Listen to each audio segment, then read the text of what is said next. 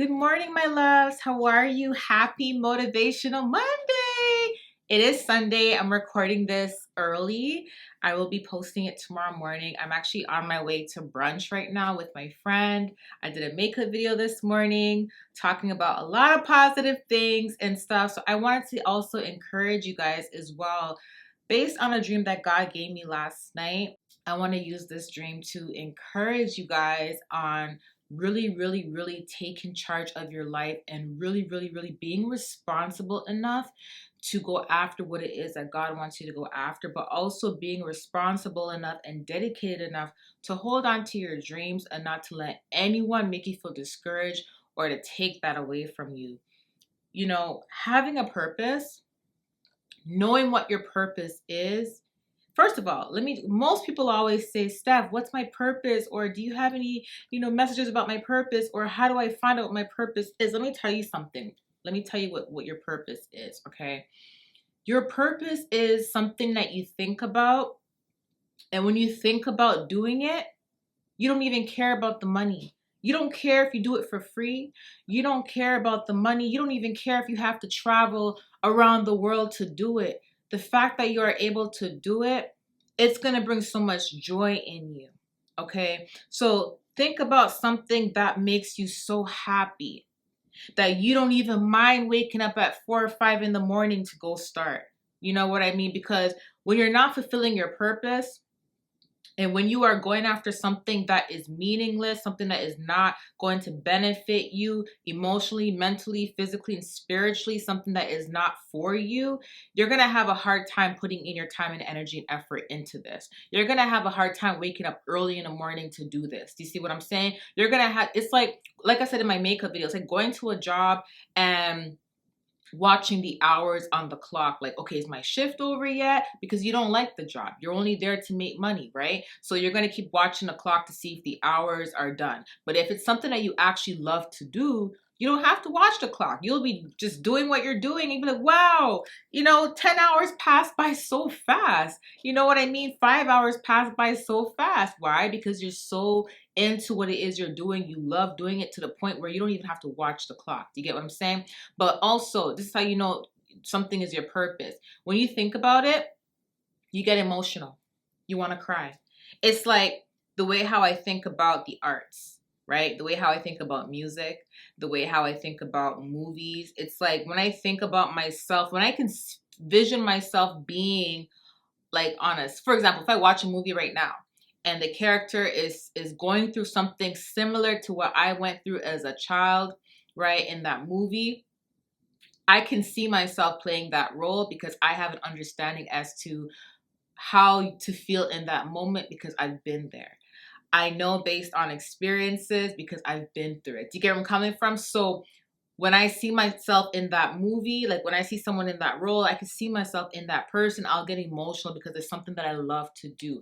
I love role playing. I love music. When I hear certain songs, I get emotional. Or when I'm creating certain songs, beats, or when I'm writing certain songs, I get emotional because it's something that I love to do.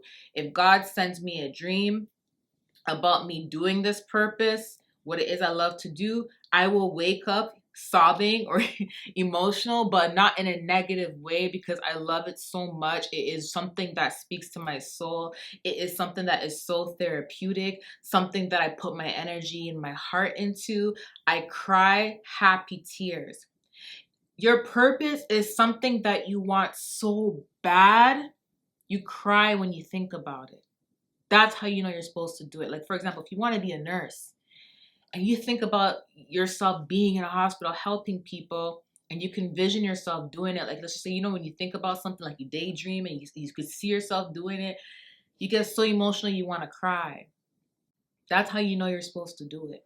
The dream that I had last night, I was in this big school and there was a lot of kids in the school running around and it looked more like an elementary school. I would say like one of the schools that start from like grade 5 to like grade 9, right? Or grade 8, right? So I'm in the school and I'm seeing all these kids running around and it's an art school. It's an art school. And when I looked around in the art school, they had a room for music, they had a room for dancing, they had a room for makeup, they had a room for film, they had a room for role playing. It was just like this school was everything art. They had a room for writing. Whew, I'm getting goosebumps just talking about it. I'm getting emotional talking about it because God shows me every day, um, my purpose. This is what I went to school for, right? This is why I love to do makeup. This is why I love to do hair. This is why I love to write. This is why I love music. This is why I love role playing. This is why I love all of that because these are all included in art and it's something that is so important to my heart and I can't even express how important it is. I'm getting emotional. That's how you know I love it. My God, I'm gonna do the ugly cry on camera. I'm trying so hard not to. God, I just did my makeup. That's what I'm talking about, y'all. When you love something so much, you get emotional, right? So, my gosh, I just did my makeup. Lord, you set me up. Ah! So, oh, do I have tissue? Yes, I got tissue. Wow, there's a tissue right over here. My goodness. That's how you know something is your purpose because when you think about it, you're gonna cry, right? But I'm just really trying so hard not to mess up my makeup. I gotta go meet my friend. Okay. So in the dream there was a bunch of kids just running around and they were like running to their art classes and when I was younger, I wanted to go to art school. But because I went from group home to group home, I never really had like a stable home. And because of that, the art school was not in my district, right? So I had to go to a regular school. Um and even when I was at home before I went in the group home, I at my mom's house, like I would be in the living room playing music, and I'll just be like a little girl. I'll be pretending like I'm the artist. You know what I mean? Or I'll be in the kitchen washing dishes, and then I'll start dancing in the kitchen, like because I love dancing. It's therapeutic for me, right? So in this dream, it was like I was brought back to my childhood, but I was an adult in this dream, and there was kids that were my age, the age that I realized what my purpose was or is, right? So, oh, okay, emotional. So in the dream, I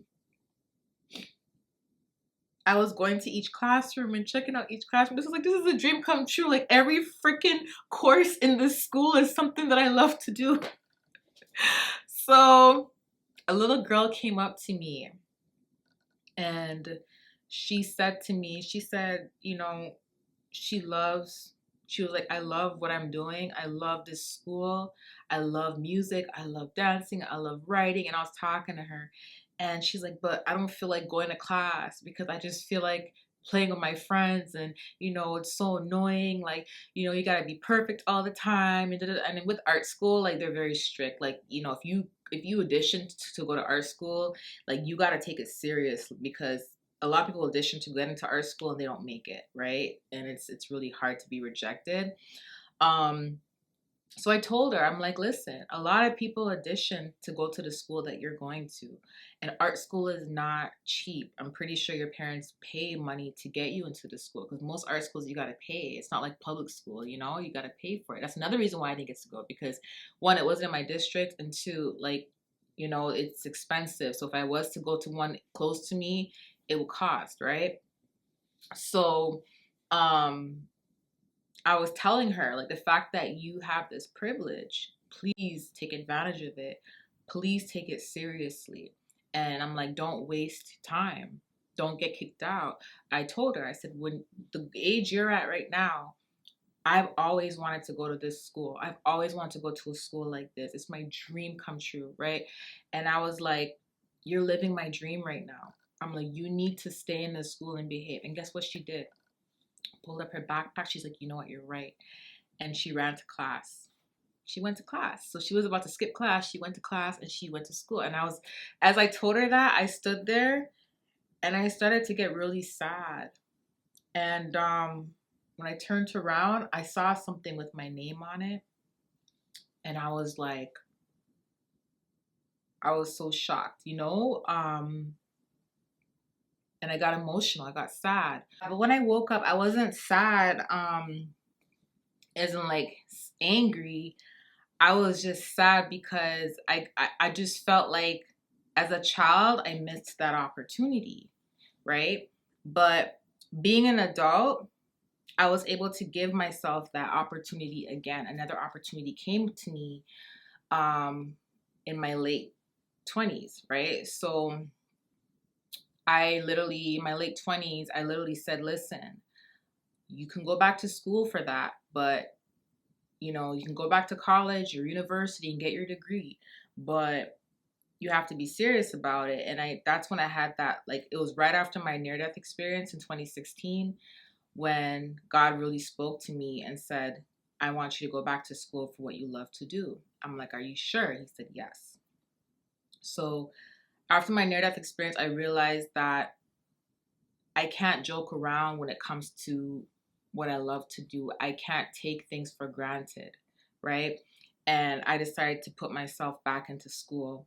And I didn't care if all the kids in college and university were younger than me, because I was like my late 20s, right? I was like, what, 28, 27, 28. So I didn't care that everybody was younger than me, because everybody in my class and in school was like 18, 19, 20, right? So, but I didn't care. When God said go back, I ended up going back. And the near death experience woke me up. And I graduated, got my degree. And now I'm taking it seriously, right? So I said that to say to you guys, it relates to my community post where I said, if you have a dream, to do something, and this dream has already been approved by God, He has approved it. He has said, yes, you can do this. Do not give up on that dream. Continue to pursue it.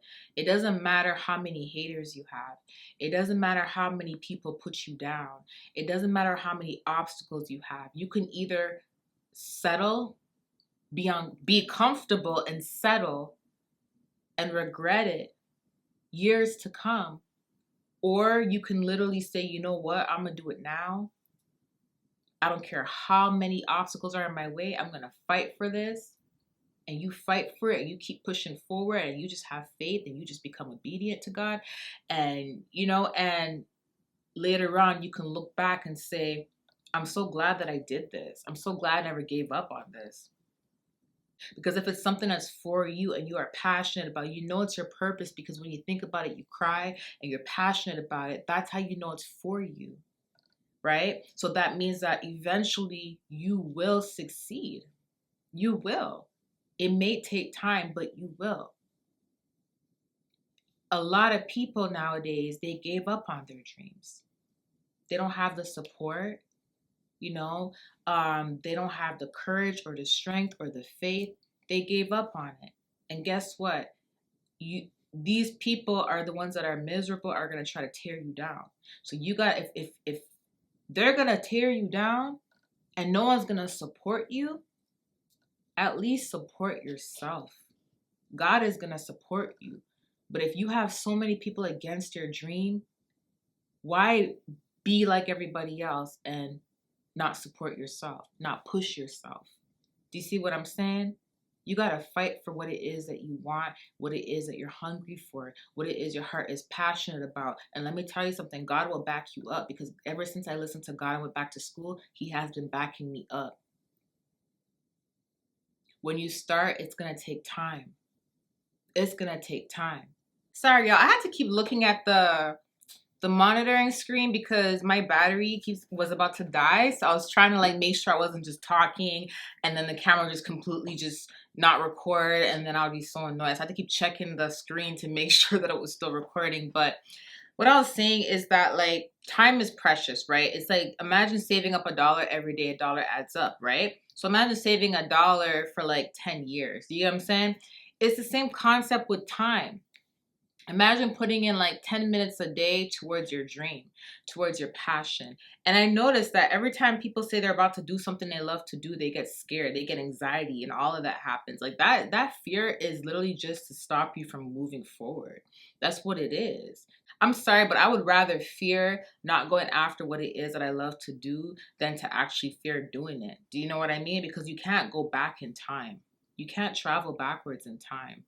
And time is not on our side. Every day that goes by, it's like every day that goes by, you're getting older.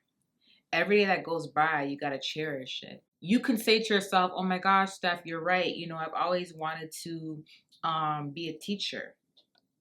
And I went to school for it, but I was too afraid to pursue it. And then, you're like, I'm going to do it next week. And then I'm going to do it next month. And it's going to keep adding up, you know? And then before you know it, all that time has passed by and you never got to achieve what it is you wanted to achieve. And then you're looking back and you're like, let's just say that you're at an age now where it's really hard for you to even do it now because you're a grandmother or a grandfather, and it's like, oh my gosh, I have to, I don't have the energy like I used to pursue my dream anymore. Do it while you still have the energy to do it, while you still have time to do it. Get it done. Go after it.